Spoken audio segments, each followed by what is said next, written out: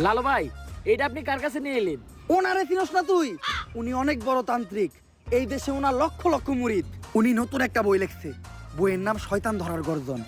যেই বই পইরা নতুন কইরা লাখ লাখ মানুষ তান্ত্রিক হইতাছে। কিন্তু লালু ভাই, আশেপাশে তো কোনো তান্ত্রিক বা মুরিদ দেখতেছি না। আরে ওগুলা তো সব ফেসবুক আর টিকটকে।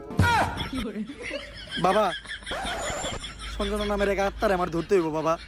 আপনি আমার সফল হওয়ার একটা উপায় দেন। যদি সফল হতে চাও তাহলে আমার লেখা এই বইটি নাও, শয়তান ধরার গর্জন।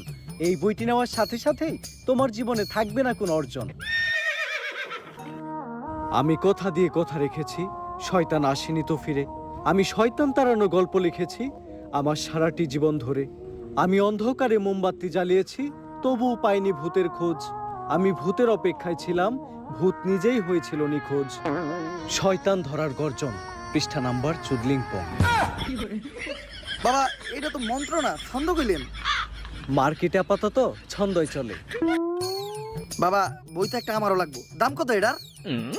মাত্র 1000 টাকা। 1000 টাকা দিয়ে আর কিনুম? 1000 টাকা হাতে নিয়ে ভূতের ডাক দিলে ভূত নিজেই চালতে পড়বো। 1000 টাকা দিয়ে বইয়ের দাম, এই বইয়ের বিশেষত্ব কি? এই বইটা আমি আমার নিজ হাতে লিখেছি। দেখি। হাতের লেখা এত খারাপ? দেখি বইয়ের প্রথম পৃষ্ঠায় কি লেখা? মানুষকে ভোদাই বানানোর 100টি উপায়।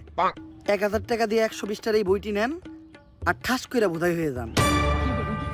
এখন সফল হইতে গেলে তো এই বইটা লাগবেই। তো এই বইটা আমি নিয়ে গেলাম। বইয়ের টাকাটা? ওইটা আমি হোয়াটসঅ্যাপে পাঠাই দিব।